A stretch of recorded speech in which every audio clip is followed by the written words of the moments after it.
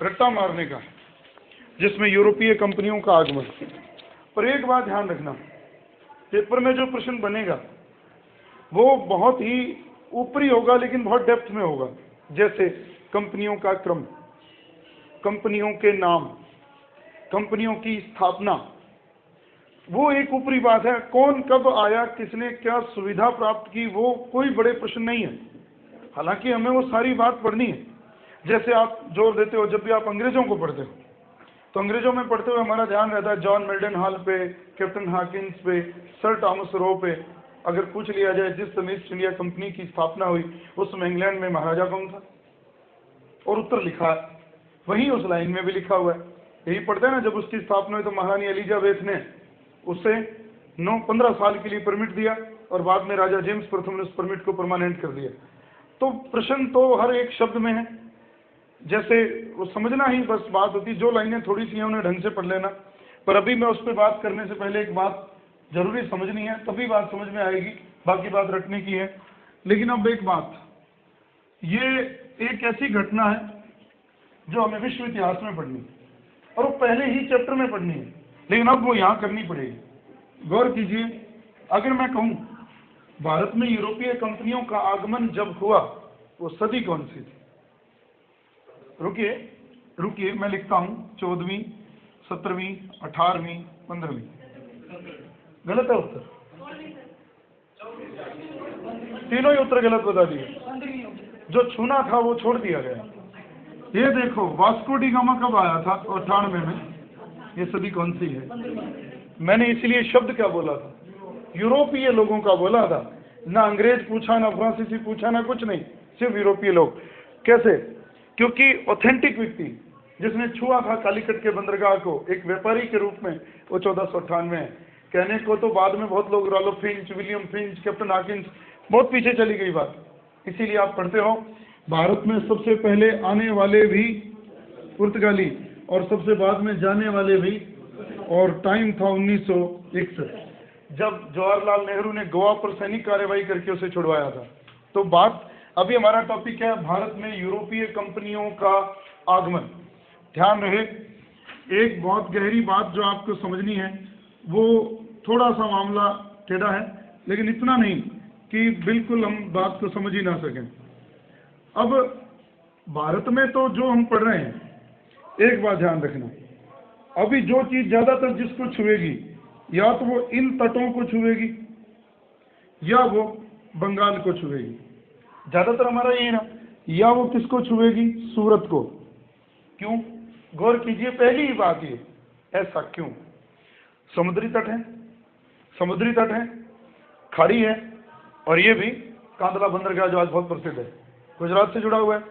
तो एक चीज, यूरोपीय कंपनियों का जो आगमन रहा, उनकी चीज क्या थी? क्यों आए थे? व्यापार करने के लिए, व्यापारिक सुविधाओं के लिए।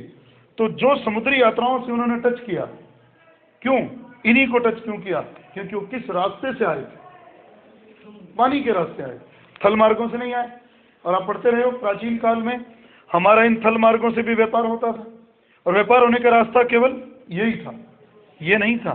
क्योंकि इधर क्या है? हिमालय की दुर्गम चोटियां हैं, जिनको अगर हम भेद देते तो व्यापार बड़े पैमाने पर हो सकता था।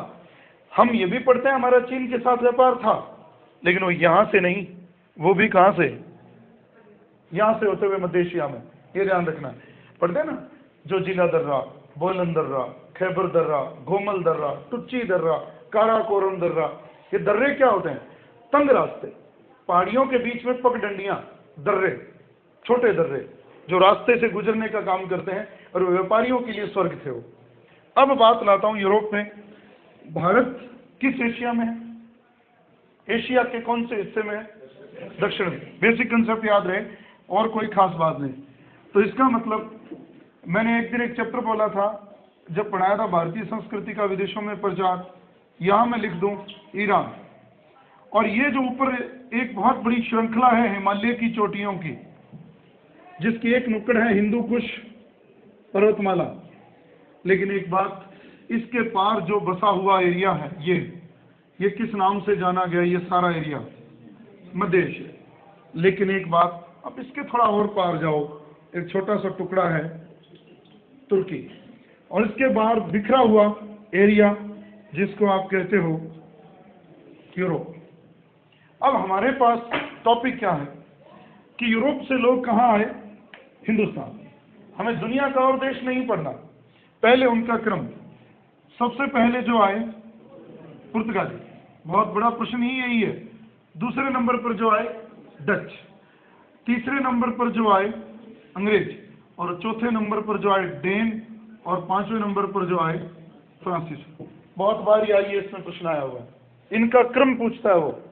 और इसको पढ़ने का तरीका देखना, आपकी किताबों में स्पष्ट जब चैप्टर खत्म हो जाता है एक सारणी दी है, उस सारणी को कैसे, आपने चैप्टर पढ़ लिया, आपको बात तो क्लियर हो गई, ना भी पढ़ो आप इसको रट लोगे, सारा चैप्टर हम क्यों पढ़ें, क्रम तो हम यहाँ भी रट सकते हैं। लेकिन नहीं, इनके टाइम देखना, टाइम का भी क्रम है। जैसे 1498 डच 1605 भारत में घुसे, 1602 में कंपनी बनी, अंग्रेज 1599, उससे थोड़ा पहले रोलफ फिंच आ गया, डेन उससे भी बाद में आए, 1645 कह सकते हो, ये तो 1664 में आए, ये तो कहाँ कॉलबर्ट एक नाम पढ़ते लुई 14वां। तो क्रम देखिए सबका ठीक उसके बाद में बैठता है। तो ये, लेकिन वो पेपर में जब ऑप्शन रखता है यही ऑप्शन होते हैं और उनको बिल्कुल एक आधा बदल कर आगे पीछे करता है, बाकी क्रम में सही रहेगा। या तो ये उल्टे पुल्टे हो जाएंगे, ये बीच में रहेगा, क्योंकि इसके बारे में हर आदमी जानता है, अंग्रेजों के बारे में हर आदमी जानता है, तो इसकी जगह तो वो हिलाता नहीं, जगह किनकी हिलाएगा, इनकी हिलाएगा। और जब एक जैसे ऑप्शन होते हैं ना तो दिमाग जगड़ा जाता है। छोटा सा प्रश्न नहीं है, बहुत बड़ा प्रश्न है। अब शुरू करता हूं बात, ये घटना क्यों घटी। अब हमारे पास एक उत्तर है जो मैं बहुत सामान्य, आपको विश्व इतिहास पढ़ने में भी ये सहयोग करेगा। पहला ही चैप्टर है, विश्व इतिहास में घुसने के लिए भी पहला चैप्टर है। हम एशिया में हैं और एकमात्र ऐसा देश है रूस जो एशिया में भी है और वो यूरोप में भी है। अगर मैं कहूँ इस यूरोप के ऐसे छाया हुआ है वो, क्यों कह दें। और ये जो बीच का एरिया है जिसको आप इस नाम से भी जानते हो, ब्लैक सी, और ये लीजिए थोड़ा ब्लैक सी को और ठीक कर देते हैं, ये तुर्की और ये ब्लैक सी। अब हमारे पास एक सामान्य चित्र जो है वो ये सारा पानी है, ये सारा चारों ओर पानी से घिरा हुआ एरिया है, दूर दूर तक। एक और चीज बचती है बीच में जिसको हम पढ़ते हैं अफ्रीका, जिसको हम पढ़ लेते हैं कि बीच में है वो। लेकिन अब बात ये, अपने काम की चीज ढूंढिए, ये यूरोप, ये तुर्की, तो अब ये सारा एशिया है, ये पश्चिम एशिया है, ये मध्य एशिया है, ये दक्षिण एशिया है। तो यूरोप से एशिया आना हो तो कहां आना पड़ेगा। इसीलिए इतिहास में एक बात कही जाती है, तुर्की एशिया और यूरोप का पुल है, मिलन बिंदु है, यह याद रखना। और अब इसकी कहानी बहुत पीछे तक जाएगी, 12वीं सदी का समय था। और अब आपको पढ़ना कैसे है, देखो 12वीं सदी का मतलब 1100 कुछ, ठीक है, 1101 से लेकर 1199 तक, कोई भी टाइम 1199 तक याद करो। ये वही टाइम है जब पृथ्वीराज चौहान को मोहम्मद गौरी ने हरा दिया था, इसी सदी में पढ़ता है। इस सदी में पढ़ने का मतलब है कि इस समय किनका जोर था, अरबों का। सीधा सा कॉमन सा उत्तर है, अरब आक्रमणकारी दुनिया के हर कोने में ताकतवर थे, छा रहे थे और बड़े बड़े राज्यों की स्थापना हो रही थी।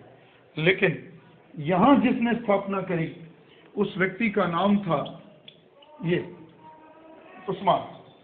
उस्मान को ही धीरे धीरे इस नाम से भी बोला जाने लगा, उस्मान। और फिर एक दिन अंग्रेजों ने उसको जो नाम दिया ओटोमन। अगर मैं आपसे कहूं कि ओटोमन एम्पायर, जगह जगह लिखा मिलेगा विश्व इतिहास जब आप पढ़ोगे, वो ओटोमन किसका नाम है, उस्मान का, जो कहां काबिज हुआ, तुर्की में। लेकिन ये इतना पावरफुल था कि उसने आगे बढ़कर एशिया का एरिया भी जीता, उसने आगे बढ़कर यूरोप का एरिया भी जीता, और उसने आगे बढ़कर थोड़ा सा अफ्रीका का एरिया भी जीत लिया। तो किसी जमाने में तुर्की साम्राज्य बहुत बड़ी सत्ता थी। एक घटना जोड़ रहा हूं, अगर आपने विश्व इतिहास को थोड़ा सा भी घर पे छुआ है, थोड़ा सा पढ़ा है, तो उत्तर बिल्कुल आसान रहेगा। अब एक चीज और भी बताइएगा, ये यूरोप की कौन सी दिशा है, पूर्वी। ये एशिया की कौन सी दिशा है, और अफ्रीका की। अब अगर मैं ये बोलता रहूं पश्चिम एशिया उसके अधिकार में था, पूर्वी यूरोप उसके अधिकार में था और उत्तरी अफ्रीका उसके अधिकार में था, कोई प्रॉब्लम तो नहीं है। अब आगे बढ़ते हैं। एक घटना, ये एरिया कुछ मैं ठीक नक्शा नहीं बना पाया, यूरोप के दक्षिण मध्य में पड़ता है इटली, मध्य में भी है और वो दक्षिण में भी है, एक जूते जैसी शक्ल है उसकी। इसलिए एक बात देखो, अगर कोई इस जगह के व्यक्ति को यहाँ से व्यापार करने जाना तो वो कहाँ से होकर निकलेगा? यूरोप का ही बंदा इटली से होकर निकलेगा। याद रखना, ये भी एक कारण था इटली में पुनर्जागरण होने का, जो हम आगे पढ़ेंगे। तो ये मध्य इटली में एक जगह है जो मैंने डब्बा बनाया, जिसको आप कहते हो राजधानी है इटली की। सवाल अब ये, जब ये उस्मान ने स्थापना यहाँ नहीं करी थी, तब भी एशिया के देशों के साथ यूरोप के लोगों का व्यापार होता। वो किन मार्गों से? स्थल मार्गों से होता था। लोग यहाँ जाते, यहाँ जाते, यहाँ से वो यहाँ से घुसते। अभी यहाँ से घुसने का कोई भी पता लोगों को नहीं। जल मार्गों की खोज अभी किस समय से पहले? 15वीं शताब्दी का बिल्कुल लास्ट, जब कौन आया है? Vasco D gamma.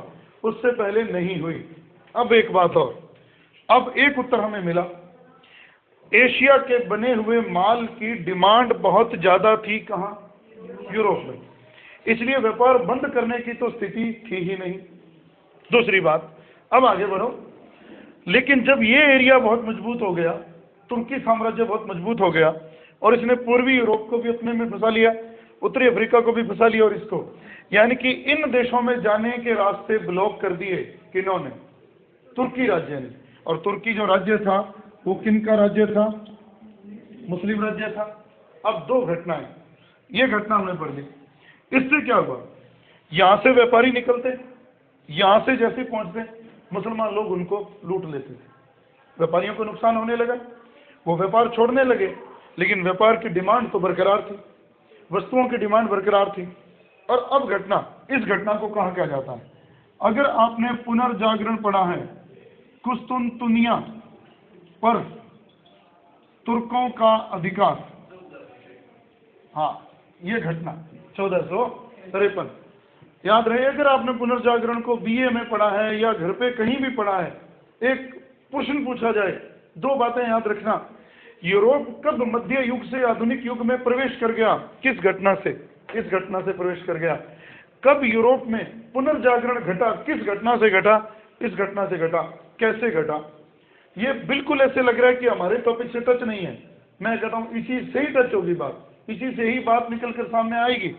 जैसे ये घटना कब की है? 1453। सदी कौन सी? 15वीं। जब हुआ क्या? इस जगह पर भी पहुंच गए कौन? तुर्की के लोग। तो अब हुआ क्या? ये जो जगह थी और ये जो जगह है यहाँ, जिसको आप यूरोप में एक नाम देते हो यूनान, तो ये एरिया जब किसके अंडर में आ गया? तुर्कों के। कुस्तुनतुनिया किसका नाम है? रोम। रोम 4 भागों में, पूर्वी रोम को कभी बाइजेंटाइन कहा जाता था, कुस्तुनतुनिया कहा जाता था। उस पर जब तुर्कों ने अधिकार कर लिया तो यहाँ गड़बड़ हो गई, यहाँ के लोग भी यहाँ से भागे, ये लोग यहाँ से भागे। दो घटना याद रखना, एक घटना तो पुनर्जागरण की ओर मुड़ जाएगी, एक घटना मैं अभी अपने काम की बात ले रहा हूँ। अब यहाँ से लोग व्यापार करने आते थे, ये एरिया रास्ते में ब्लॉक कर दिया तुर्की ने, तब ये रास्ता तो बिल्कुल ही बंद हो गया। अब उन्होंने व्यापार तो करना था, वो रास्ते खोजे गए पानी के। लोग यहाँ होते हुए और यहाँ पहुंचे। अब देखिए दो प्रश्न, ये जो जगह मैंने दी, ये किसका तट है? अफ्रीका का। और ये किसका तट है? भारत का। दो नाम ले रहा हूं, थोड़ा नीचे आ जाइए, यहाँ ये मैंने ऊपर लगा दिया, यहाँ ये दो नाम। पहले नाम जो पेपर के लिए हम जो पढ़ते हैं, एक शब्द आता है केप ऑफ गुड होप, जिसको अंग्रेजी में तो ये लिखा जाता है और हिंदी में लिखा जाता है उत्तम आशा अंतरिक्ष। कहाँ था वो? यहाँ। अब क्या पढ़ते हो?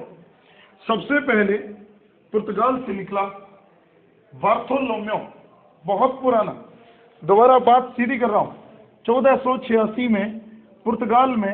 देखो एक चीज और, खैर इससे प्रश्न एक और बनाओ, दुनिया में समुद्री यात्राओं को प्रोत्साहन देने वाला सबसे पहला देश पुर्तगाल, और वहां का शासक हेनरी, जिसका नाम है हेनरी द नेविगेटर, बहुत बड़ा नाम। हेनरी नाम के राजा ने अपने नाविकों को स्कूल बनाए, समुद्री मार्गों की यात्रा करने के लिए ट्रेनिंग दी उसने। पहला वो राजा था जिसको हेनरी द नेविगेटर बोलते हैं। नेविगेटर देखिए, नेविगेशन, पानी के रास्ते लोगों को बाहर भेजने की शिक्षा देने वाला। हेनरी द नेविगेटर कहाँ का था? पुर्तगाल का, जिसने लोगों को सबसे पहले दुनिया में स्थल मार्गों की बजाय जल मार्गों की ओर भेजने का व्यवस्था करी, उनको सिखाया, प्रशिक्षण दिया। अब देखिए, अब हमारे पास कुछ उत्तर सामान्य निकले। हमें स्थल मार्गों की बजाय जल मार्गों की खोज क्या हमने शौक से करी? नहीं, विवशता में करी। क्यों करी? जब इस पूर्वी यूरोप और उत्तरी अफ्रीका और पश्चिमी एशिया के ऊपर किसने अधिकार कर लिया? तुर्की ने। तो स्थल मार्ग खतरनाक हो गए, उनको वो लूट लेते थे व्यापारियों को, तो उनको अब नए मार्गों की खोज करनी पड़ी जो कहां से होकर गुजरते थे? समुद्रों से। लेकिन यहां भी याद रहे, ये व्यापारी व्यापार कहां करता था? मान लो यहां हिंदुस्तान में। अब उसने पहुंचना तो यही है, उसको क्या लेना देना अफ्रीका रास्ते में है कि नहीं, उसको तो पता ही नहीं। अब हुआ क्या, जब वो यहां से निकला तो उसे रास्ते में और नए देश मिल गए जो कभी दुनिया को पता ही नहीं था। तो इससे क्या हुआ, हमने जाना तो था अपने व्यापार करने के लिए, लेकिन अनायास हो क्या गया, नए देशों की खोज हो गई। इसीलिए पुनर्जागरण का भी प्रवेश द्वार है, दुनिया की खोज, मनुष्य की खोज। दुनिया की खोज से क्या हुआ, पुरानी दुनिया को समुद्री मार्गों की खोजों ने नई दुनिया के साथ जोड़ दिया। ऑस्ट्रेलिया, अमेरिका, अफ्रीका, ये तट सामने आए बिल्कुल, और लोगों को लगा ये तो प्राकृतिक संसाधनों से भरे हुए हैं और यहाँ पर व्यापार की बहुत संभावनाएं हैं। अब ये पिक्चर हमारे दिमाग में है और अब मैं बात शुरू कर रहा हूँ। काम तो हो गया हमारा, बहुत हमने प्रवेश कर लिया इस टॉपिक में। अब हमने पढ़ना है इनकी कहानी। इन लोगों ने सबसे पहले प्रयास किया और ये घटना हमारे सामने है, और वो ये समय था 1486, वो मैंने लिखा, और व्यक्ति था बार्थोलोम्यो। एक नाम याद रखना, बार्थोलोम्यो ने सबसे पहले वो यहां तक ही पहुंचा था, याद रखना। अब मैंने यहां उंगली रख दी तो उत्तर आपके पास है, वो कहां तक पहुंचा? उत्तम आशा अंतरिक्ष, जिसका अंग्रेजी का नाम है केप ऑफ गुड होप, ये नाम था, यहीं से लौट गया। लेकिन शुरुआत हुई 1492 का साल था, एक और व्यक्ति निकला, कोलंबस। वो यहाँ रास्ते में एक नया ही देश खोज गए, अमेरिका, और उनको नाम दे गया रेड इंडियन। लेकिन समय था 1498, यहाँ से बात शुरू होती है, और ये व्यक्ति चला पुर्तगाल से, और वो कहाँ पहुंच गया? इस बिंदु पर, जिसका नाम था कालीकट। कुछ नाम लिख रहा हूँ, मसूलीपट्टनम यहाँ है, गोवा यहाँ है, जिनको बार बार पढ़ोगे। कर्नाटक ये रहा, जिसको आप कभी बीजापुर के नाम से जानते रहे। पांडिचेरी भी ठीक इसके पास ही है। तो ये एरिया ही क्यों? क्योंकि वो स्थल मार्गों से नहीं आए थे, अब वो जल मार्गों से आए थे। अब इस कहानी को शुरू करता हूँ, कुछ कुछ चीजें मिटा रहा हूँ जो हमें उलझाती हैं, जिनको थोड़ा आप आसान कर दें दोबारा से यहाँ, ताकि हम इसको समझ सकें। सारे पुर्तगाली, हाँ, अब तक जो 3 नाम लिखे सारे पुर्तगाली। लेकिन अब ये हमारा ईरान, ये तुर्की, और ये आप मान लीजिए यूरोप, और ये पानी का रास्ता, और ये रहा अफ्रीका। लेकिन अब बात ये, अब कहानी सिर्फ जो किताबों में लिखी है उसी को शुरू कर रहा हूँ। हमारे देश के तट को छूने वाला पहला नागरिक, पहला नाविक वास्को डी गामा था। समय था 1498, समय था 15वीं शताब्दी का बिल्कुल लास्ट पॉइंट, और वो जिसके पास आया कालीकट बंदरगाह पर, राजा का नाम जमोरिन। कहा यह भी जाता है कि जमोरिन राजाओं की उपाधियां थी, हिंदू राजा थे। लेकिन चलो हमें तो ये याद रखना है, कालीकट के एक राजा के पास, जमोरिन के पास आया। लेकिन याद रहे, कालीकट का नाम, जिस जिले में आज ये जगह है उस जगह का नाम है कोझिकोड, जहाँ ये स्थित है। और कालीकट को कहा जाता था सिटी ऑफ स्पाइसेस, मिर्चों का शहर, मिर्च का शहर। कौन सी मिर्च का? काली मिर्च, गोल मिर्च, काली मिर्च। और इसे कहा जाता है सिटी ऑफ द ट्रुथ, सत्य का शहर। कई नाम है इसके, और जिसका नाम रखा गया कालीकट जो था। यहाँ पहुंचा वास्को डी गामा, और वास्को डी गामा का टाइम क्या था? 1498, और वो 3 महीने की यात्रा करके एक व्यक्ति की मदद मिली उसे, अब्दुल मनीक। ये नाम बहुत प्रसिद्ध है गाइडों में। मैं कहता हूँ इस टॉपिक को आपकी गाइड से बढ़िया कहीं नहीं दिया हो, संक्षिप्त, बहुत ही शानदार। अब्दुल मनीक नामक पथ प्रदर्शक की मदद से उसने केप ऑफ गुड होप को पार किया और उसने कालीकट के तट को छुआ। प्रश्न यहाँ सीधा, मैं लाइनें बोल रहा हूँ, यहाँ आया, थोड़ा समय रुका, सीधी सीधी लाइन। जमोरिन ने तो उसका स्वागत किया, लेकिन एक वर्ग ने उसका विरोध भी किया, अरबों ने। सीधे सीधे प्रश्न, अरबों क्यों? उस समय ये जो एरिया था दक्षिण भारत का, केरल, मालाबार, ये जो एरिया था व्यापार की दृष्टि से किन के अंडर में था? अरबों के। क्योंकि सत्ता किसकी काबिज थी इस समय? इस पूरे एरिया पे हावी जो एरिया था वो तुर्क थे, मुसलमान थे, और वो यहाँ से आते जाते अपने छोटे मोटे जहाजों से, सिर्फ उनकी दूरी इतनी रहती, इतनी दूर वो व्यापार करते थे। चावल जैसी चीजें इनको खाने के लिए देते। क्या अब आप लोगों को ये दिक्कत नहीं पढ़ने में होती? भाई सीधी सी बात है, ये जो समुद्री एरिया के लोग हैं इनका मुख्य खाद्यान्न क्या है? मछली और चावल। और वो इतना यहाँ होता नहीं था, मछली तो मिल जाती थी लेकिन चावल नहीं होता था। तो चावल के लिए वो किन पर निर्भर थे? अरबों पर निर्भर थे। तो अब वास्को डी गामा का विरोध करने वाले तो अरब, और उसका स्वागत करने वाला जमोरिन। जब वो यहाँ रहा, यहाँ से काली मिर्चें ले गया, 60 गुना दामों पर वो पुर्तगाल में बिकी, बहुत स्वास्थ्यवर्धक थी। इसलिए अब घटना याद रखें कि 60 गुना महंगे दामों पर जब वो बिकी तो पुर्तगाल के दूसरे लोगों को भी उन्होंने प्रोत्साहित किया, किस तरफ आने के लिए? हिंदुस्तान की ओर आने के लिए। अब क्रम है सीधा, वो तो चला गया, और फिर जो व्यक्ति आया 1500 ईस्वी में, 2 साल बाद, कैब्रोल। थोड़े नाम जरूर अब रहेंगे टेढ़े। कैब्राल आया, वो भी कुछ सामान बेचने के लिए यहाँ से ले गया और फिर वो चला गया। एक तो वास्को डी गामा, एक नाम था कैब्रोल, और उसके बाद हमारी रेफरेंस बुक्स तो ये कहती है, गाइडेड 2 कहती है 1501 से 3 तक 2 साल फिर आया। कौन? Vasco D gamma. तो ये ध्यान रहे, वास्को डी गामा ने भारत की यात्रा कितने बार कर ली? 2 बार। पहली बार 1498 में तट को छुआ, 1 में चला, 2 में छुआ, और कब तक रहा? 3 तक। अब एक प्रश्न जोड़ रहा हूं, जब वास्को डी गामा दूसरी बार भारत आया था तो पुर्तगालियों ने यहाँ पर अपनी व्यापारिक कोठी, अब इस पर भी बात करते हैं, स्थापित की। वो जगह थी ये, कोच्चि भी कह सकते हो, कोचीन भी कह सकते हो। कोठी क्या होती है? कौन सी? देखो, कैब्रोल तो आया 1500 में, दोबारा वास्को डी गामा लौट कर आता है 1 में, गाइडें कहती है 2 में, लेकिन रेफरेंस बुक्स कहती है 1 में फिर आ गया और 3 तक रहा। जब दोबारा आया तो उसके काल में कोठी की स्थापना हुई कोची में। कोठी क्या होती है? कोई आते ही इन्होंने फैक्ट्रियां नहीं लगा ली थी। एक दिमाग में बात रखना, गौर करो, हर बात जुड़ी हुई है। देखो, एक सन तो मैंने ये लिख दिया 1760, 1760 का वर्ष मैंने वो लिखा, और ये युग कौन सा है? 1500। 200 सालों का फर्क है अभी। किस बात में? वो क्या लिखी थी?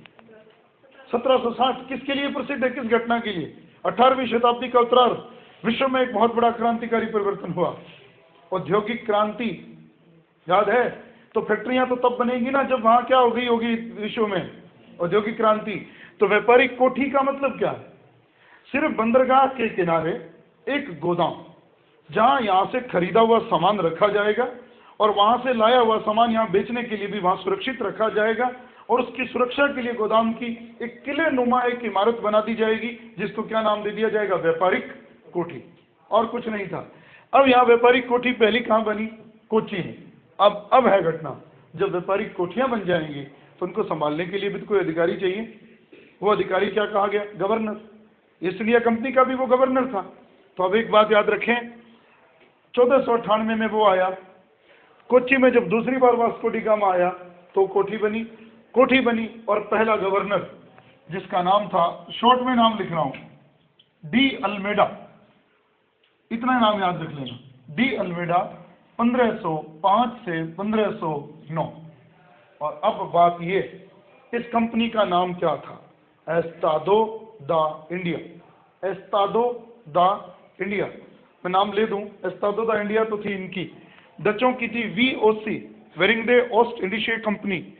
फ्रांस की कंपनी द कंपनी देस इंडेस ओरिएंट लेस। सारे लिख दूंगा मैं एक एक करके, लेकिन अभी इतना, पुर्तगाल की कंपनी का नाम लिख रहा हूं मैं दोबारा यहाँ, एस्टादो दा इंडिया।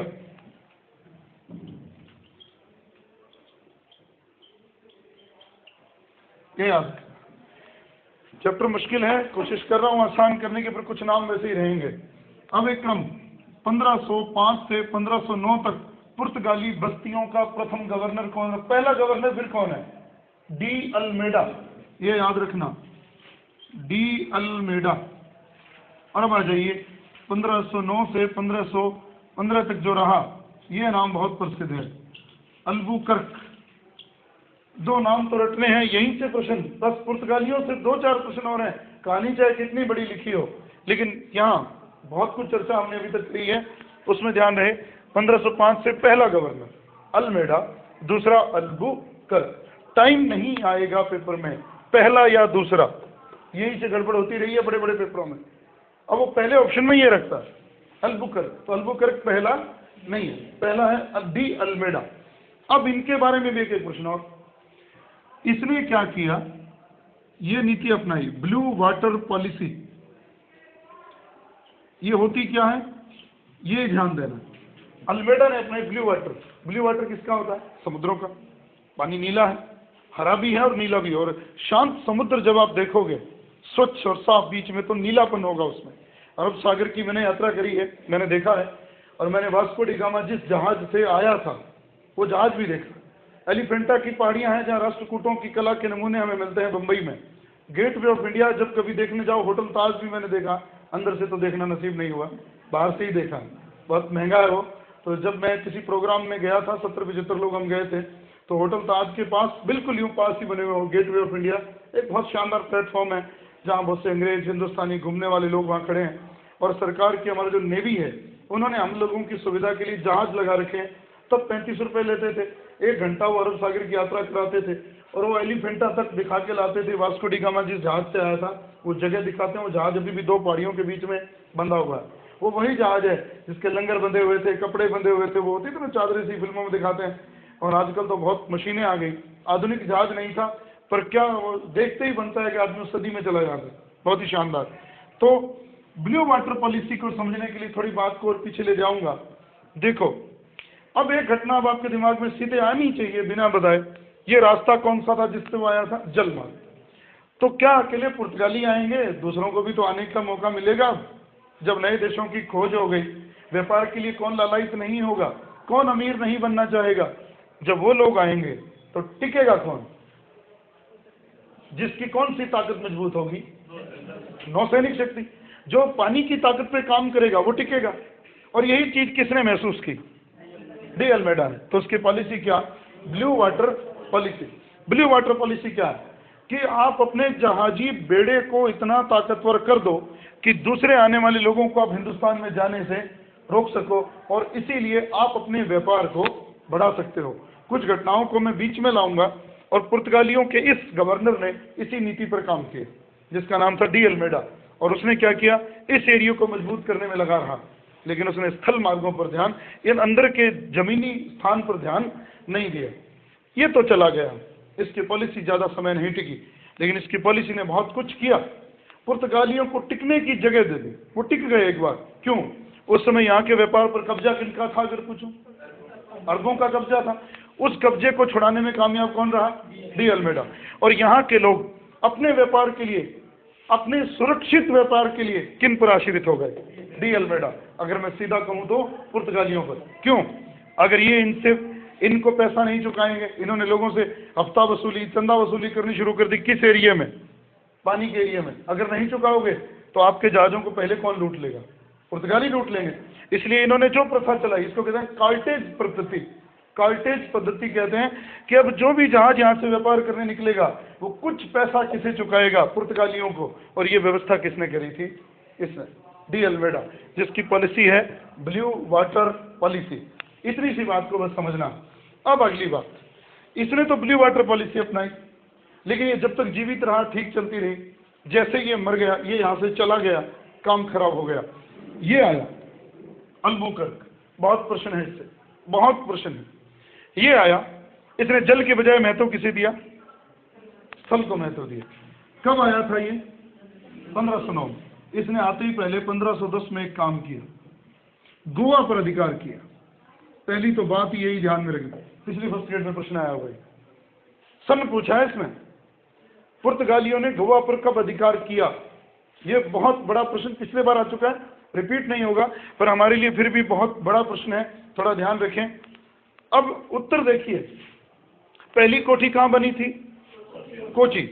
और ब्लू वाटर पॉलिसी थी डी अल्मेडा की। इस पॉलिसी को बंद किया, जल की बजाय स्थल को महत्व दिया अल्बुकर्क ने, और उसने उस पर कार्रवाई करी और सबसे पहले एक जगह को अधिकार में लिया, गोवा। अब हमारे यहाँ प्रश्न बना, 1510 में बीजापुर के शासक यूसुफ आदिल शाह से जब अल्बुकर्क ने गोवा छीन लिया, तो पुर्तगालियों के व्यापार करने का केंद्र अब कौन सी जगह हो गया? गोवा हो गया। ये हो गई बात। और यहाँ गोवा में उसने किले बनवाए, लोगों को बसाया, लोगों को फोर्स किया कि आप लोग कहाँ जाकर रहो, भारत में जाकर रहो, गोवा में जाकर रहो। अब याद रहे, 4 प्रश्न बोल रहा हूँ, सीधे आपको याद करने से आसानी रहेगी। अल्बुकर्क को भारत में पुर्तगाली साम्राज्य का वास्तविक संस्थापक कहा जाता है। अल्बुकर्क को भारत में पुर्तगाली साम्राज्य का वास्तविक संस्थापक कहा जाता है। और इसके साथ एक बात और जोड़ना, क्यों ऐसा उसे कहा जाता है कि उसने जल के बजाय किसको महत्व दिया? स्थल को। स्थल पर लोगों को बसाया और अपनी आबादी बढ़ाने के लिए, पुर्तगालियों की आबादी बढ़ाने के लिए हिंदुस्तान की लड़कियों के साथ पुर्तगालियों को विवाह करने के लिए प्रोत्साहित किया।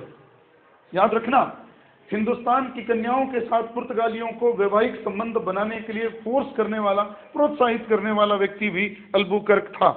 इससे उसने अपनी आबादी बढ़ाई, यहाँ अपना एरिया बढ़ाया और मजबूत किया अपने आप को। और इससे अगली और 2 प्रश्न बहुत बड़े, उसने मुसलमानों की बजाय अपनी सेना में हिंदुओं को नौकरी दी, मराठों को नौकरी दी। बहुत बड़ा प्रश्न है ये। उसने नौकरी दी, इससे उसने यहाँ का सहयोग भी ले लिया। 3 प्रश्न बहुत बड़े हैं, उसके याद रखने हैं। अल्बुकर्क ने थल को महत्व दिया, अल्बुकर्क ने ब्लू वाटर पॉलिसी को छोड़ दिया, अल्बुकर्क को भारत में पुर्तगाली साम्राज्य का वास्तविक संस्थापक कहा जाता है, और अल्बुकर्क ने सती प्रथा पर भी रोक लगाने का प्रयास किया, और अल्बुकर्क ने ही यहाँ की कन्याओं का पुर्तगालियों के साथ विवाह करने के लिए पुर्तगालियों को प्रोत्साहित किया, जिससे कि पुर्तगालियों की भीड़ बढ़े, उसकी ताकत बढ़े और वो व्यापार पर, दक्षिण भारत के व्यापार पर वो छा जाए। ये एक पड़ाव था, जो पुर्तगालियों का एक पड़ाव पूरा हुआ है। अभी हमें जिस चीज को छूना है, जहां से प्रश्न बनते हैं वो यही। तो 2 लोगों के नाम अभी तक हमने पढ़े, अल्मेडा और अल्बुकर्क। और एक प्रश्न बहुत बड़ा कि गोवा कब छीना गया? 1510 में। अब घटना घटी, बीच में सीधा किताबों में गायब है एक एरिया, और उसके बाद सीधा कहा जाता है कि अब मैं आपसे पूछूं, कार्टेज पद्धति क्या थी? कि समुद्रों में व्यापार करने के लिए पुर्तगाली लोग दूसरे जहाजों से क्या बटोरते थे? पैसा, शुल्क। याद रखना, उसे कार्टेज पद्धति कहते थे। अब अगली बात, आगे चलकर 1529 ईस्वी में एक गवर्नर आया, बहुत बड़ा प्रश्न है ये भी। गवर्नर का नाम था नीनो डी कुन्हा, ये नाम है, बहुत बड़ा प्रश्न है। यहाँ भी एक लाइन में बात पूरी होगी। नीनो डी कुन्हा जब भारत में गवर्नर बनकर आया पुर्तगालियों का, तो वो था उस समय 1529। जब वो आ गया, उसने आते ही एक काम किया, राजधानी यहां से हटा दी। अब तक तो सिर्फ व्यापार की गतिविधियों का केंद्र था गोवा, अब गोवा क्या बन गया? पुर्तगालियों की राजधानी। गोवा को कोची की जगह उसने राजधानी बना दिया। अब कुछ और प्रश्न, ये तो ठीक चल रहा है काम, समय गुजरता जा रहा था, और इन्हीं दिनों में घटना घट गई विश्व इतिहास में बहुत बड़ी। वो घटना ये थी कि 1580 ईस्वी में पुर्तगाल स्पेन का हिस्सा बना दिया गया, यानी कि पुर्तगाल पर अधिकार किसका हो गया? स्पेन का। तो पुर्तगाल की इस कंपनी को, जिसका नाम था एस्टाडो द इंडिया, इसको मदद मिलनी बंद हो गई, पीछे से सपोर्ट मिलनी बंद हो गई, और स्पेन ने पुर्तगाल की इस कंपनी के इस व्यापार में रुचि नहीं दिखाई। इसलिए धीरे धीरे पुर्तगाली कंपनी का पतन होना शुरू हो गया, लेकिन पूरी तरह से नहीं मरा भी। अब कुछ घटनाएं और दे रहा हूं, बहुत ही बड़ी प्रश्न, सीधे बोल रहा हूं। उन्होंने भारत में, दक्षिण भारत में एक जगह है जिसका नाम था चटगांव। ज्यादा डेप्थ में तो मैं नहीं ले जाऊंगा, आप सीधे रट लेना। चटगांव को पुर्तगाली लोग महान बंदरगाह कहते थे, पोर्टो ग्रांडे उनकी भाषा में। पोर्ट मतलब किनारा, तट, जहां से व्यापार करते हैं, ग्रांड मतलब महान। चट्टगांव के बंदरगाह को वो महान बंदरगाह कहते थे। और इसके साथ साथ एक लाइन और, 2 नाम लिखना पहले अपनी कॉपी में, मालाबार और कोंकण, 2 प्रसिद्ध प्रश्न। ये जो मालाबार तो ठीक केरल के पास आ गया और कोंकण ठीक उसके ऊपर महाराष्ट्र और कर्नाटक के बीच में। मालाबार और कोंकण, कोंकण से काली मिर्च, याद रखना, कोंकण से काली मिर्च का व्यापार, और मालाबार से नील और चीजें भी नील उसमें सबसे बड़ा था, हल्दी और जोड़ दो। बहुत 2 बड़ी चीजें हैं जो पूछी जाती हैं कि कौन से बंदरगाह से क्या भेजते थे, ये 2 प्रसिद्ध हैं, कोंकण से काली मिर्च और मालाबार तक से नील और हल्दी का निर्यात बहुत बड़े पैमाने पर होता था। अब है प्रश्न बहुत बड़े, समय गुजरा, याद हो आपको, इस समय किसका शासन था? मुगल बादशाह का, 1632। शाहजहां 1628 से 1658। उसको खबर मिली कि उसके काल में पुर्तगालियों ने कहा, अकबर ने पुर्तगालियों को अनुमति दी थी कहाँ बसने की? बंगाल में। बंगाल में बसने की अनुमति दी थी अकबर ने पुर्तगालियों को। तब ये भले आदमी थे, हाथ जोड़कर वहां रह गए। जब शाहजहां गद्दी पर बैठा था, 4 साल हुए थे। अब देखिए, जहांगीर के शासनकाल की अव्यवस्था का लाभ उठाकर पुर्तगालियों ने यहाँ के लोगों को जबरदस्ती ईसाई धर्म में परिवर्तित करना शुरू कर दिया था और लोगों को लूटना, डाके मारना शुरू कर दिया था। तो सजा देने का काम किसने किया था? शाहजहां ने। किसको भेजकर? कासिम खां। याद है महाराजा जसवंत सिंह ने आरोप लगाया था कि कासिम खां के दगाबाजी करने की वजह से मैं किसके खिलाफ हार गया? धर्मत के युद्ध में। किसके खिलाफ? औरंगजेब के खिलाफ। ये वही कासिम खां है जिसने पुर्तगालियों को यहाँ से खदेड़ कर इनको बंदी बना लिया। बाद में इनको छोड़ दिया गया, लेकिन ये घटना 1632 की बहुत बड़ी है। शाहजहां ने इनके बढ़ते हुए व्यापार से शंकित होकर, इनकी लूटपाट की घटनाओं से शंकित होकर इनको बंदी बनाया। अब और बढ़ते हैं, एक और बहुत बड़ा प्रश्न ये, और वो आप सबने पढ़ा भी हुआ, बंबई। घटना ऐसी सीधी नहीं।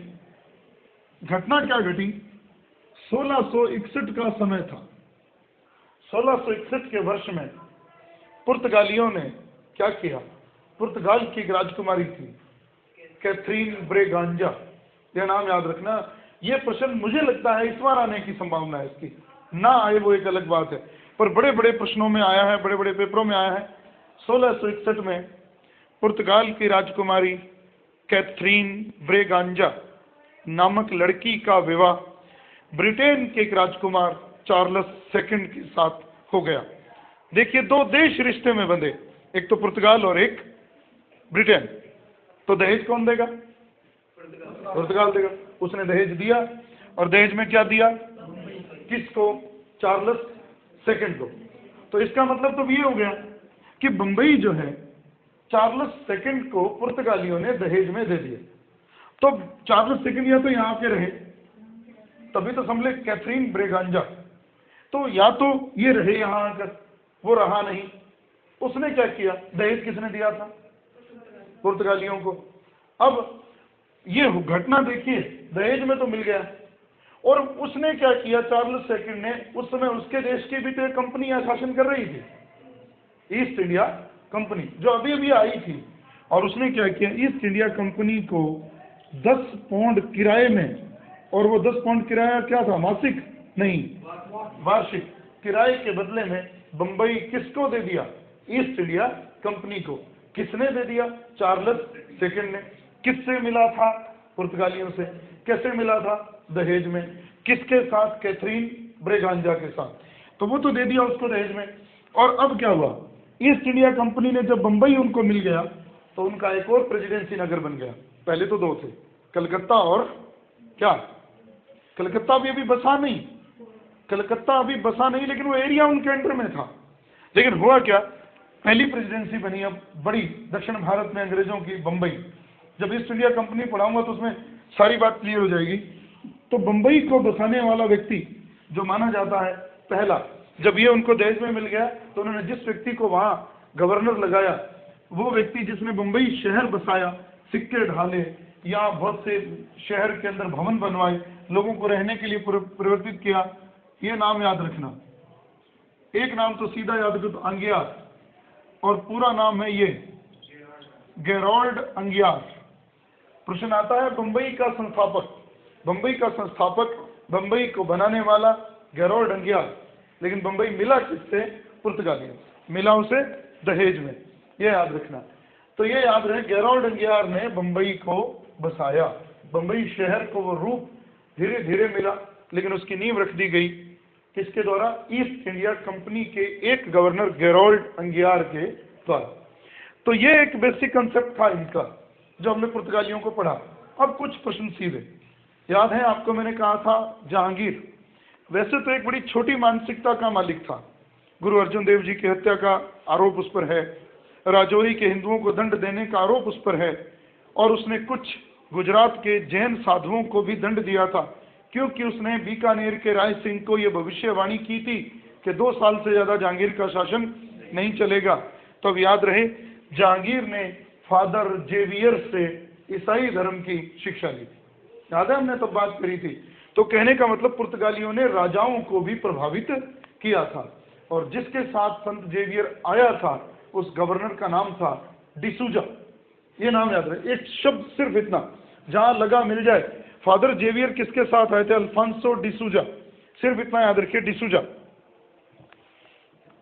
ये डिसूजा नाम याद आते मुझे याद आता, मेरा एक मित्र था पुर्तगाली जो हर साल मेरे गुरु के आश्रम में आता था, उसका नाम भी अल्फांसो डिसूजा तो नहीं, अल्फांसो की जगह कुछ और शब्द लगाता था, और वो बोलता तो इसी तरह स्पेनिश बोलता था वो, पर पुर्तगाल से वो था। और उसने एक बात मुझे समझाई थी, मैंने उससे पूछा था कि हिंदुस्तान में क्या अच्छा लगता है आपको? उसने कहा था, वो मेरे देश के लिए बड़ी नाक की होती, यहाँ के लोग भरोसा करने के लायक हैं। पर मेरे ख्याल से ये बात तो झूठी है, पर ठीक कह गया वो अपने हिसाब से ठीक। वो कहा यहाँ के लोग बड़े सीधे साधे हैं, वहाँ बहुत कॉम्प्लिकेटेड लाइफ है, बनावटीपन बहुत है। और गौर करना, कभी आप लोग ज़्यादा मिलना हुआ नहीं, मैंने तो बड़े बड़े दिन उनके साथ गुजारे। वो लोग यहाँ आते हैं तो 4-5 दिन तक ड्रेस नहीं बदलते, काम करने की ड्रेस उनकी वही रहती है, उनको परवाह नहीं है। एक हम है कि दिन में 4 ड्रेसेस बदल लेते हैं, हम दिखावे पे बहुत ज़्यादा जाते हैं। वो लोग ऊंची पजामी पहना दो, उन औरतों को कहा जाता था, प्रोत्साहित किया जाता था कि अगर आप यहाँ आओ तो आप सलवार सूट पहने, दुपट्टा ले। उनके लिए बड़ी समस्या हो जाती थी, और लगती अच्छी थी, उनको शौक था, तो उनको संभलता नहीं था, कभी इधर से कभी इधर से, पर वो खुश थे कि हमें यहाँ आकर कुछ नया करने को मिलता है। और वो उसमें बड़े 4-5 दिन ऐसे निकालते जैसे किसी नई दुनिया में हो। और एक बार एक अंग्रेज से किसी ने, गांव वाले ने पूछ लिया, और शाम को दीवार पे बैठा था। उनके जीवन जीने के ढंग भी बड़े, वो इन ज़्यादा लबादे नहीं ओढ़ते, मेरे को कोई देख लेगा तो क्या कहेगा, लोग क्या कहेंगे, लोग क्या कहेंगे वाला सवाल जो है वो उनके पास नहीं है। वो दीवार पे बैठा था, किसी गांव वाले किसान ने, थोड़ा बहुत पढ़ा लिखा कोई होगा जिसको अंग्रेजी आती होगी, कि तुम यहाँ इतनी दूर से समुद्र पार करके क्यों आते हो? मिट्टी पड़ी थी, उठाई और पक्का मार गया कि हमें यहाँ की मिट्टी प्यारी। अरे कोई विदेशी इतनी बात कह दे तो बहुत बड़ी बात है वो। तो ये बात मैं यहाँ वापस लेके आऊँ। और अब कुछ सीधे से सवाल। पुर्तगालियों ने भारत को सबसे पहले प्रिंटिंग प्रेस दी थी, छापा खाना दिया था, और वो समय था 1556। पहली किताब छपकर जो तैयार हुई थी ग्रामर की 1563, नाम नहीं मिलता उसका, पर ये ध्यान रखें। एक तो प्रिंटिंग प्रेस दी उन्होंने भारत को पुर्तगालियों ने। दूसरी बात, हाँ, फादर जेवियर डिसूजा के साथ आया था, जिसने जहांगीर को प्रभावित किया था बाद में। अब बात ये प्रिंटिंग प्रेस दी उन्होंने। एक अगली बात, उन्होंने ये खेती भी भारत में चलाई, तंबाकू। इतना प्रचलन हो गया कि आखिरकार अकबर को इसके ऊपर रोक भी लगानी पड़ी, प्रतिबंधित भी किया था तंबाकू को। तंबाकू की खेती भारत में लेकर आए पुर्तगाली, और ये खेती भी भारत में कौन लेकर आए? पुर्तगाली, जो हमारे भारत की जान है, आलू। तो ये ध्यान रखना, तंबाकू, आलू, प्रिंटिंग प्रेस, ये सब हमें किसने दिया? पुर्तगालियों ने। लेकिन अब आपसे पूछा जाए, पुर्तगालियों के साम्राज्य बढ़ा तो बहुत, चढ़ा तो बहुत। 2 कारण याद रखना, उनके पतन के 2 कारण याद रखना। एक तो उनको स्पेन में मिलन हो जाने से उनको पीछे से सपोर्ट मिलनी बंद हो गई। दूसरे, अब तक वो पानी की सबसे बड़ी ताकत थे, कौन? पुर्तगाली। और जैसे ईस्ट इंडिया कंपनी भारत में घुस गई, पानी के रास्ते अब ताकत किसकी बढ़ गई? ईस्ट इंडिया कंपनी की। याद हो, अगर आपने इतिहास को कहीं और टटोला हो, नेपोलियन के पतन का कारण भी था उसका इंग्लैंड के साथ पंगा ले लेना, जिसको कहते हैं कॉन्टिनेंटल सिस्टम, महाद्वीपीय व्यवस्था। और उसने एक सपना देखा था कि मैं फ्रांस का तो तानाशाह हूँ ही हूँ, मैं फ्रांस का तो बादशाह हूँ ही हूँ। अपने आप को क्रांति का पुत्र कहता था वो, और वो कहता था अगर मैं पूरे यूरोप पर राज करूँ तो क्या मजा हो। और उसने पुर्तगाल, स्पेन, इटली, जर्मनी सब पर अधिकार भी किया था। लेकिन जब उसका पंगा पड़ा किससे, ब्रिटेन से, तो उसका हो गया पतन। तो उसके खिलाफ शक्तियां खड़ी हो गई, ऑस्ट्रिया, रूस, ब्रिटेन, जिसको आप पढ़ते हो लिप्जिंग का युद्ध, राष्ट्रों का युद्ध, और अंतिम युद्ध जिसमें वो हारा, वाटरलू का युद्ध। और उसके बाद उसको नसीब गद्दी नहीं हुई, और 1821 में आखिरकार सेंट हेलेना टापू पर रहते हुए नेपोलियन बोनापार्ट की मृत्यु हो गई। वही वो कार्लो बोनापार्ट का बेटा, बहुत बड़ा नाम, एक विधवा से उसने विवाह किया। बहुत बड़ी शख्सियत थी नेपोलियन बोनापार्ट, जो कहता था सत्ता मेरी रखेल है, मैंने इसको पाने में बहुत कष्ट उठाए हैं, और अब मैं उसे ना तो किसी को छीनने दूंगा, ना ही किसी को अपने साथ भोगने दूंगा, मैं उसे अपने साथ ही लेकर मरूंगा। बहुत बड़ा आदमी था वो। खैर ये एक फॉर्मेट था, इससे आपको बात बन जाएगी। पुर्तगाली, आखिरकार पुर्तगालियों को दबाया, कमजोर किसने किया, अंग्रेजों ने। लेकिन ध्यान रहे हिंदुस्तान छोड़कर नहीं गए वो। हिंदुस्तान कब छोड़कर गए, 1961 में। सबसे अंत में बड़े बड़े साम्राज्यों का पतन हो गया, लेकिन पुर्तगालियों का पतन सबसे बाद में हुआ, ये याद रखिए। अब अगली छोटी सी कहानी डचों की, फिर बात करेंगे अंग्रेजों की, क्रम से वैसे, और ये चीज ऐसी की ऐसी। अब बात पहले तो ये जान लें, डच से मेरा मतलब है ये हॉलैंड, ये याद रखना। और जब हम 8वीं की किताब में, मेरे को चैप्टर अंग्रेजी में लगा करता था हंस, एक लड़का जो स्कूल से अपने घर जा रहा था, तो एक नदी के दीवार में छेद देखता है, और उसमें वो क्या करता है, उसको कहीं पत्थर नहीं दिखते कि उसको रोके। अगर शाम का समय था, दिन छिपने का समय था, अगर वो गांव चला जाता तो रात भर वो छेद बड़ा हो जाता और गांव डूब जाता। उसने क्या किया, उस बहादुर लड़के ने, 8वीं क्लास के लड़के ने, उस छेद में अपना हाथ रख दिया, और तब तक बैठा रहा जब तक कि कोई मदद लेकर नहीं आया। कोई गुजरा, फिर बहुत बाद में रात भर बैठा रहा वहाँ।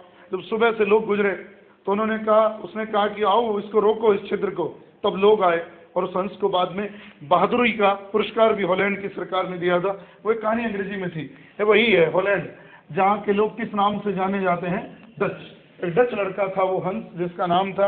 अब ये जो एरिया है इसमें पढ़ते हैं, यहाँ से प्रश्न आने की भी बात।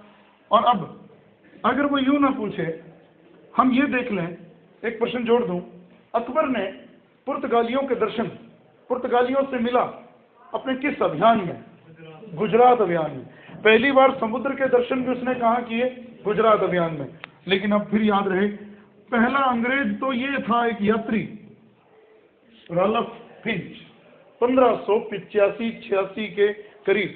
लेकिन अब अगला एक व्यापारी जो भारत उतरा अकबर के काल में, जिसका नाम था जॉन मिल्डन हॉल। हम तो थॉमस रो हॉकिंस पढ़ते हैं, अगर व्यक्तियों के रूप में पढ़ोगे तो एक यात्री रॉल्फ फिंच, फिर एक व्यक्ति 1599 में आया जिसका नाम, अरे नहीं ये तो अंग्रेजों के करा दिए मैंने, ये ईस्ट इंडिया कंपनी का है। चलिए इसी पे चल दो, अब कोई बात नहीं, जो बात दिमाग में बैठ गई इसी को चलने दो। जॉन मिल्डन हॉल, प्री चैप्टर बड़ा है, ये पूरा नहीं होगा, डच पूरा हो जाएगा, रुकिए। अब ये डच कंपनी की स्थापना 1602, ये याद रखना। हॉलैंड में उनकी जो कंपनी है जिसका नाम है वेरिंगदे ओस्ट इंडिशे कंपनी, जिसका शॉर्ट नाम है ये। डचों की कंपनी का नाम है VOC, ये याद रखना, वेरिंगदे ओस्ट इंडिशे कंपनी। पुर्तगाल की क्या थी, एस्तादो दा इंडिया, और फ्रांस की थी कंपनी देश इंडेस ओरिएंटलेस। बाकी सबके साथ ईस्ट इंडिया कंपनी लिख देना, वही आएगा। लेकिन आगे नाम तौर भी आएंगे, उस पर बात करूंगा। पर 1602 में अगर मैं यूं कहूं, डच ईस्ट इंडिया कंपनी की स्थापना, ये नाम कॉमन क्यों है, ईस्ट इंडिया। हम कहाँ हैं, उनके लिए कहाँ हैं हम, पूर्व में हैं हम उनके, और वो हमारे किधर हैं, और पूर्व को अंग्रेजी में ईस्ट। तो कंपनी जो भी भेजी गई कहाँ व्यापार करने के लिए, ईस्ट में, और विशेषतः कहाँ, इंडिया में। जो इंडिया में आई, ईस्ट में आई, ईस्ट इंडिया कंपनी। उसके साथ देश का नाम अलग लिख दो, Dutch East India Company, Dane East India Company, England की ईस्ट इंडिया कंपनी, यूं भी कह सकते हो। तो ये हुई बात। डचों की ईस्ट इंडिया कंपनी बनी 1602 में, लेकिन वहां के राजाओं ने इनको व्यापार करने के लिए कितने साल का पट्टा दिया? 21 साल। लेकिन बात ये, अब थोड़ी गहराई और छोटा सा चैप्टर। डचों ने भारत आकर सीधे भारत में कोठी नहीं बनाई, उन्होंने व्यापार का कोई लालच भी नहीं किया भारत में। उनके व्यापार का लालच यहां था। ये टुकड़े है ना हिंदुस्तान के नक्शे के साथ, एक नाम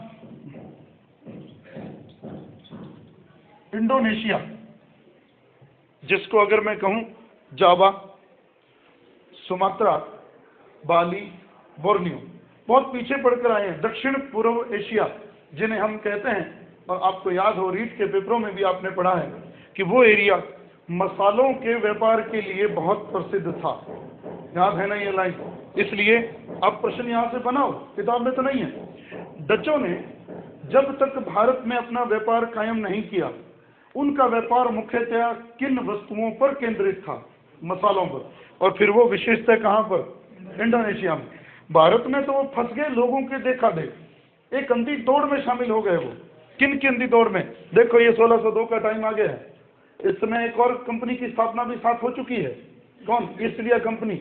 लेकिन पहले ये ध्यान रहे कि भारत, हालांकि उस कंपनी की स्थापना तो यहाँ हो गई थी 1599 में, और 1600 में उसको अनुमति मिल गई, लेकिन भारत में उसका कंपनी के अधिकार तरफ से कौन आया था व्यक्ति? 1608 में। इसलिए पहले फिर कौन रह जाए? डच। तो डच लोग, ये घटना घटी, उन्होंने अपना शुरुआती व्यापार कहाँ केंद्रित रखा? इंडोनेशिया में, मसालों के व्यापार पर, मसालों के देशों में। लेकिन देखा देख फंस गए वो, देखा देख फंस गए दूसरे देशों के, और उन्होंने 1605 में भारत में सबसे पहली अपनी फैक्ट्री, अपनी जगह व्यापार के केंद्रित की, जिसका नाम था मसूलीपट्टनम। थोड़ा गौर करो, आसान हो जाएगी ये बात भी।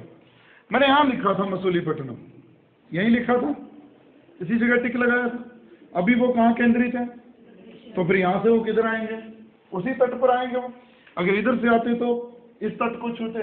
तो उन्होंने इंडोनेशिया में रहते हुए पूर्वी तट को छुआ, पूर्वी तट को छुआ, और मसूलीपट्टनम पर उन्होंने 1605 में अपनी पहली कोठी की, व्यापारिक कोठी की स्थापना कर दी।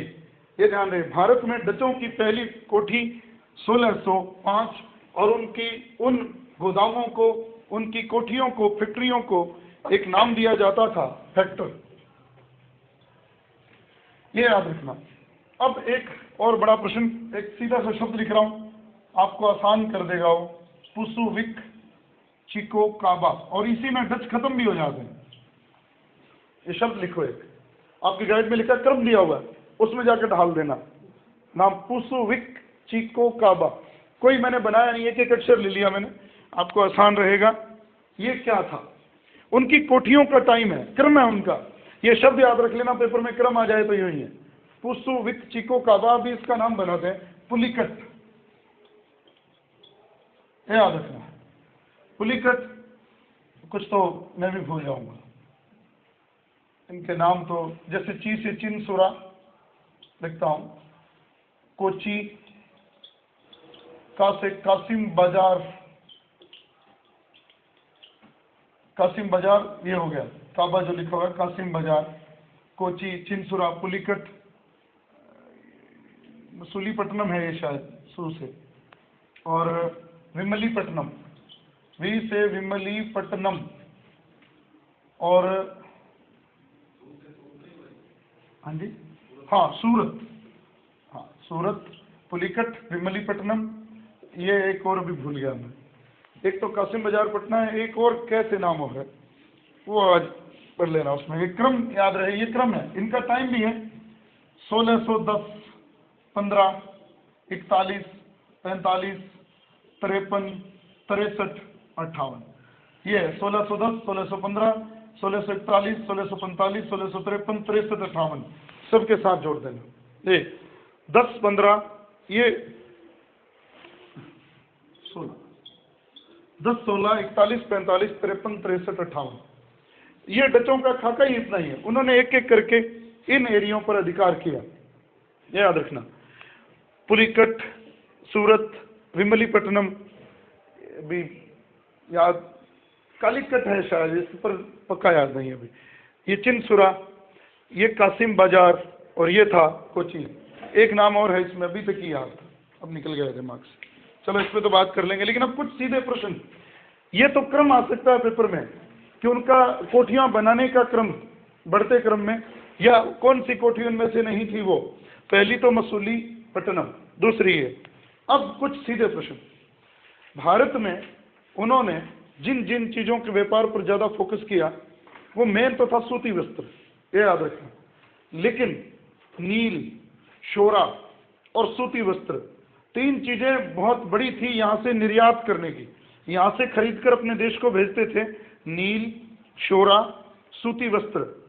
एक तो ये, और लाइनें सारी लिखी हैं आपकी किताबों में। एक बात और, शोरा, शोरा जो शीरा जिसे आप कहते हो, शोरा जिससे शराब बनती थी, ये वो था जिसको हम लिख देते हैं किताबों में शोरा। एक्चुअल में ये शीरा है जिससे रम बनती थी, और उन देशों में इनकी बहुत डिमांड रहती है। आप सब जानते हो, ठंडे एरिया के लोग हैं वो, इसलिए उनको इनकी जरूरत रहती है।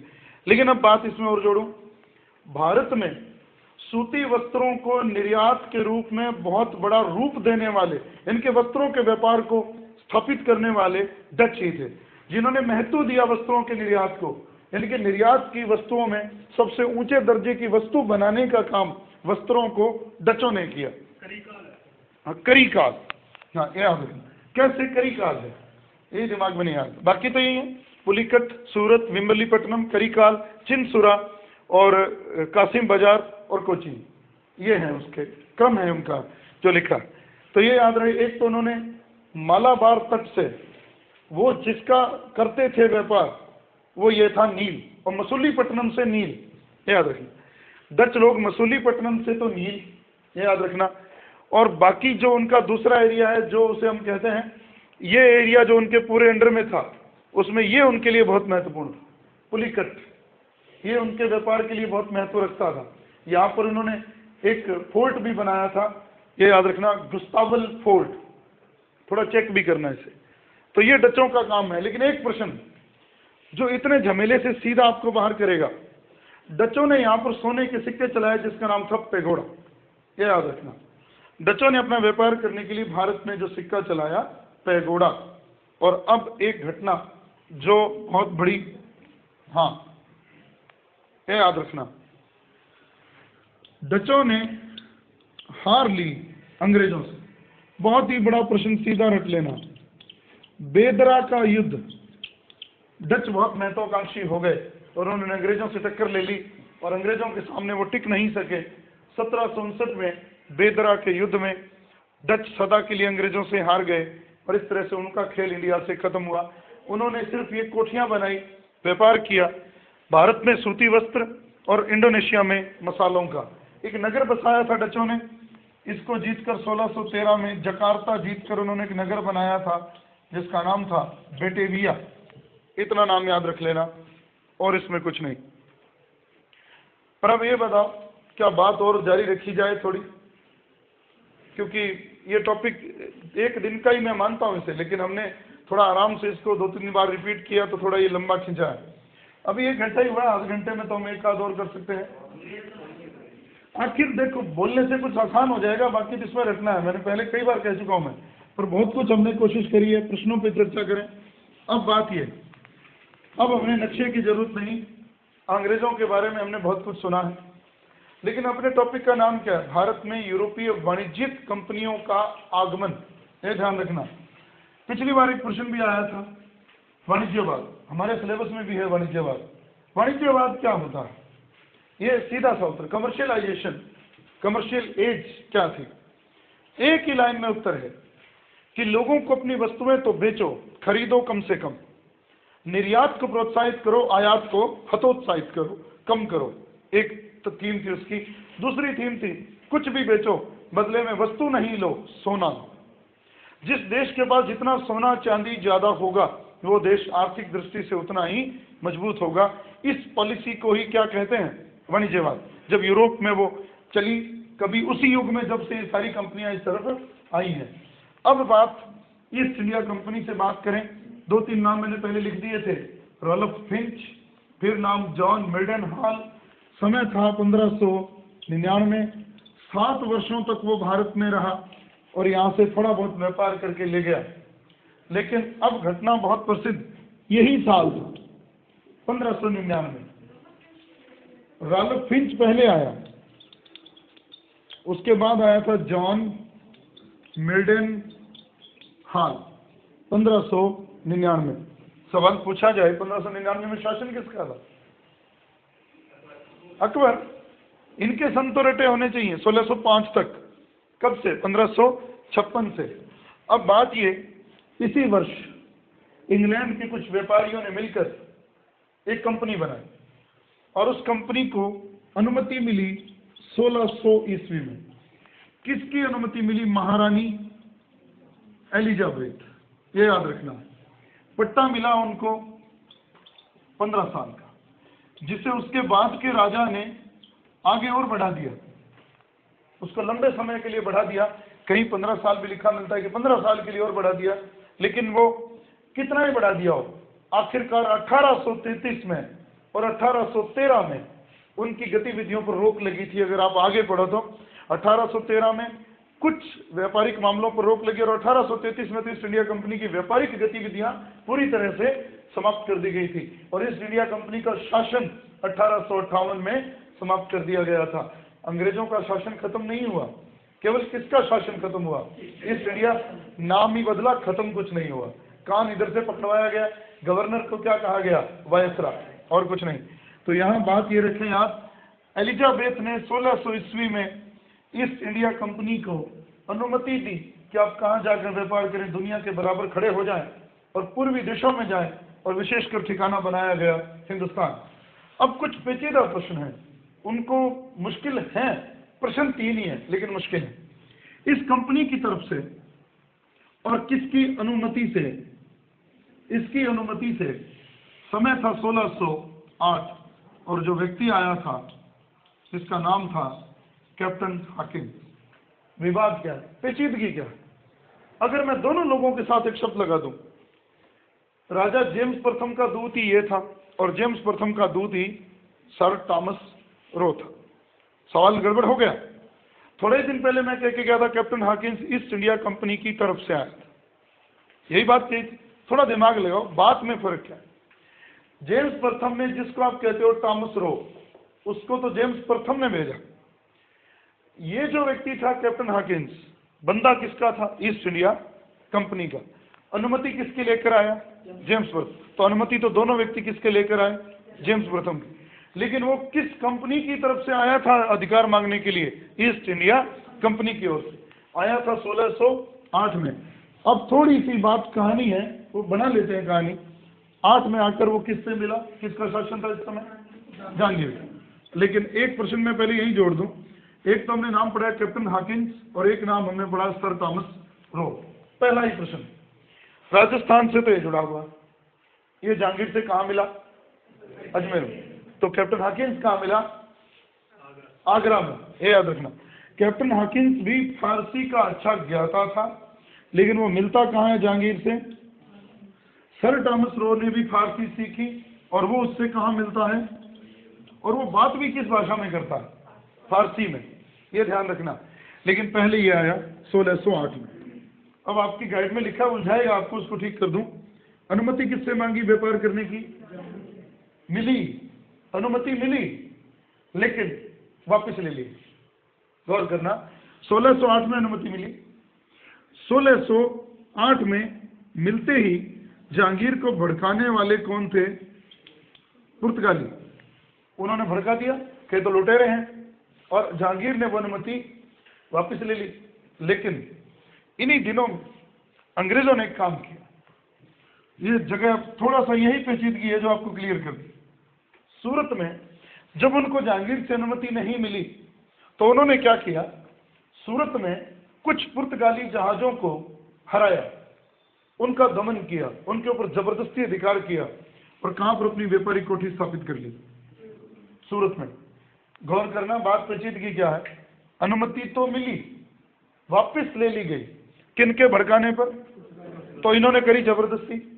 सूरत में उन्होंने कुछ पुर्तगाली जहाजों को अपने अधीन किया और जिस सेनापति ने अधीन किया उसका नाम था कैप्टन बेस्ट। ये भी याद रखना। और उन्होंने अभी अपनी एक कोठी कहाँ स्थापित कर ली, जबरदस्ती, सूरत में। इसलिए उत्तर क्या बना, अंग्रेजों की पहली कोठी तो स्थापित कहाँ हुई, सूरत में, लेकिन अनुमति इसके साथ नहीं जुड़ी थी। अब एक प्रश्न यही क्लियर कर दूं, अंग्रेजों की दक्षिण भारत की विद अनुमति से वैधानिक तरीके से स्थापित हुई कोठी थी 1611 में, और वो जगह था मसूलीपट्टनम। फर्क क्या है दोनों शब्दों में, यही पेचीदगी है। पहली कोठी तो सूरत, जब यहाँ ठहरा हुआ कौन था, कैप्टन हाकिंस ही ठहरा हुआ था। वो पूछ ही सकता है, ना हो भले, किसने हराया जबरदस्ती पुर्तगालियों को, कैप्टन बेस्ट ने। कहाँ स्थापित करी, सूरत में। लेकिन इसके पीछे मुगल साम्राज्य की अनुमति नहीं थी। लेकिन 1611 में दक्षिण भारत में पहली विधिवत कोठी स्थापित करी गई मसूलीपट्टनम में, और उत्तर भारत में उनको कोठियां बनाने की अनुमति मिलती है 1613। ये याद रखना। तो ये 3 प्रश्न ऐसे हैं जो उलझाते हैं। मांगा किसने था सबसे पहले आकर, कैप्टन हाकिंस ने। मिली भी, छीन ली गई, लेकिन बाद में बहाल हुई वो 1613 में। हाकिंस को तो अनुमति कब मिलती है, 1613 में, लेकिन उसी बीच दक्षिण भारत में उनको एक कोठी बनाने की अनुमति मिल जाती है 1611 में। लेकिन यहाँ भी ध्यान रहे, दक्षिण भारत में कोठी बनाने के लिए मैं एक विपरीत बात कह रहा हूँ, मुगल सम्राट ने अनुमति कब दी, 1613 में। तो जब अनुमति 13 में मिली तो 11 में कैसे बन गई। तो ये भी तो देखो, जिस समय जहांगीर का शासन था, क्या दक्षिण भारत सारा उनके अधिकार में था, नहीं था। तो दक्षिण भारत में कोठी बनाने के लिए क्या उनको जहांगीर से अनुमति लेनी जरूरी थी, वहां की स्थानीय सरकार से अनुमति लेनी जरूरी थी, वो उनको मिल गई। इसलिए वो विधिवत कोठी तो सबसे पहली बनी 1611 में मसूलीपट्टनम में, उत्तर भारत में मुगल राजाओं की सहमति से जो बनी 1613 में स्थापित हो चुकी थी, व्यापार करने की अनुमति मिल गई। अब ये कहानी दोनों के साथ जोड़ दी है मैंने, कैप्टन हाकिंस और sir Thomas Roe. Sir Thomas Roe Bharat में आता है 1615 में, और वो दरबार में पहुंचता है 1616 में। दरबार में रहता है 1618 के फरवरी महीने तक। दरबार में उस साल ही भर रहता है, 1 साल रहता है, लगभग 2 महीने ऊपर। अब बात ये, कहाँ मिलता है, अजमेर में। किस भाषा में बात करता है, फारसी में। जहांगीर को प्रभावित करता है और उससे अनुमति ले लेता है, और वो दूत किसका है, जेम्स प्रथम का। तो इस तरह से भारत में अंग्रेजों का विकास भी शुरू हो गया, और उन्होंने धीरे धीरे, सबसे पहले जब अंग्रेज भारत में आए थे तो उनका एक ही नारा था, भूभाग नहीं व्यापार। जमीन नहीं हड़पनी किसी की, साम्राज्य नहीं बनाना, क्या करना है, सिर्फ व्यापार करना है। लेकिन धीरे धीरे वो किस में तब्दील हो गए, साम्राज्यवाद में। यानी कि एक शब्द आता है, आप हिस्ट्री वालों को शब्द दोनों अंग्रेजी में भी पता होने चाहिए, हिंदी में भी पता होने चाहिए, उपनिवेशवाद और साम्राज्यवाद, जिसको अंग्रेजी में कहते हैं कॉलोनियलिज्म और इंपेरियलिज्म। उपनिवेशवाद, देखिए एक हमारे बहुत बड़े राष्ट्रपति जो अब नहीं है, क्या नाम था उनका, APJ अब्दुल कलाम आजाद। उनकी किताब है विंग्स ऑफ फायर, और एक बात कहते थे उसमें, गुलजार की आवाज़ में एक ऑडियो बुक है जिसमें बहुत शानदार लिखा है। उन्होंने बोला, सुने तो मन करता है सुनते ही जाए। और उसमें उन्होंने कहा है कि कठोर अनुशासन और अत्याचार के मध्य थोड़ा सा ही भेद होता है। कब कठोर अनुशासन अत्याचार में बदल जाए पता नहीं लगता। तो उपनिवेशवाद और साम्राज्यवाद में भेद बहुत थोड़ा है। जैसे अभी इसी पे बात करते हैं, और फिर बस वो ये कि जब कोई देश किसी दूसरे देश पर अपने व्यापारिक हितों की पूर्ति के लिए अधिकार कर लेता है, तो हारा हुआ देश जीते हुए देश का क्या बन जाता है, उपनिवेश। लेकिन जब जीता हुआ देश हारे हुए देश की शासन व्यवस्था पर भी अधिकार कर लेता है, और वो हारे हुए देश के हित में नहीं होती, वो जीते हुए देश के हित में होती है, तो वो उपनिवेश बदलकर उस जीते हुए देश का क्या बन जाता है, साम्राज्य का हिस्सा। तो थोड़ा सा ही फर्क है। तब देखिए, ईस्ट इंडिया कंपनी, थोड़े से बनियों ने आकर, थोड़े से व्यापारियों ने आकर भारत में व्यापार की अनुमति मांगी, अनुमति मिली। व्यापार करते करते उन्होंने, देखो यहाँ आपको थोड़े बड़े दिमाग से ये भी पढ़ना है, अंग्रेजों को तत्कालीन परिस्थितियां आमंत्रित भी कर रही थी कि वो वाणिज्यिक गतिविधियों से आगे बढ़कर कौन सी नीतियां अपना लें, साम्राज्यवादी। क्यों, मुगल साम्राज्य अपने पतन की ओर अग्रसर था, और बाद के जो मुगल राजा थे वो इतने सक्षम नहीं थे कि वो खुद अपनी राजधानी को छोड़कर अपने सारे प्रांतों की रक्षा करने में वो समर्थ नहीं थे, और वो अपने दरबार के षड्यंत्रों का शिकार हो रहे थे। किंग मेकर कहे जाने वाले दो भाई सैयद बंधु और कभी जुल्फिकार अली खां, बड़े बड़े लोगों ने उनको अपनी उंगलियों पर नचाया, और ऐसे दौरान पूरा मुगल दरबार क्या बन गया, षड्यंत्रों का अखाड़ा। और उसका फायदा कौन उठा गए? निजाम, अवध, बंगाल, मैसूर, जो उनकी इस कमजोर ताकत का लाभ उठाकर धीरे धीरे उन्होंने अपनी सत्ता की स्वतंत्रता की घोषणा कर दी। इसको आसान करूं, जब राजतंत्र हो और केंद्रीय सत्ता कमजोर हो जाए तो फिर केंद्रीय सत्ता के दुर्बल होते ही सबसे पहले जो सिर उठाने वाली ताकत होती है वो होते हैं सूबे, प्रांत।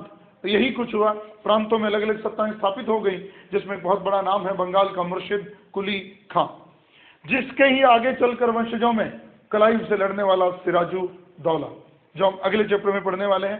तो हमारे देश की 18वीं शताब्दी का भारत अंग्रेजों को आमंत्रण दे रहा था कि आप चाहें तो इस देश पर शासन भी कर सकते हैं। और उन्होंने शासन करने का तरीका क्या ढूंढा? उन्होंने कुछ नहीं किया, सीधे कहीं आक्रमण नहीं किया, लोग चलकर उनके पास आए कि इसके खिलाफ मेरी मदद करो। उन्होंने उसके खिलाफ इसकी मदद की, इसके खिलाफ उनकी मदद की, दो ताकतों को आपस में उन्होंने लड़ाया। उन्होंने पहले ये परिस्थितियां खड़ी की, अगर मुझे दो लोगों से बचना है, मान लो दो लोग मिल जाएं, बहुत आगे तो लोग मिल जाएं और मेरे पे खतरा हो जाए, दोनों से मेरी दुश्मनी है, तो मेरा पहला टारगेट क्या रहेगा कि इनको इतना व्यस्त कर दूं कि वो आपस में ही उलझ जाएं और मेरे पर वो ध्यान ना दे सकें। उन्होंने पहले तो लोगों को उलझाया, जब वो अपनी घटनाओं में उलझ गए, आपसी लड़ाइयों में, तो एक काम तो हो गया कि अबाध गति से अंग्रेजों का व्यापार बढ़ने लग गया उनके आपसी संघर्षों की वजह से, और उन संघर्षों ने अंग्रेजों को उनकी घरेलू राजनीति में हस्तक्षेप करने का अवसर भी दे दिया, जो उन्होंने किया।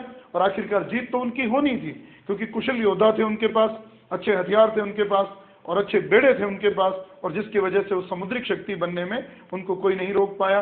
उन्होंने डचों का भी सफाया कर दिया, उन्होंने फ्रांसीसियों का भी सफाया कर दिया, और भारत में एक छत्र 200 साल तक वो शासन करके गए। तो बाकी ईस्ट इंडिया कंपनी की बात हम कल पूरी कर देंगे, और फ्रांसीसियों की छोटी सी बात है। तो है तो चैप्टर ये बिल्कुल पेचीदा, लेकिन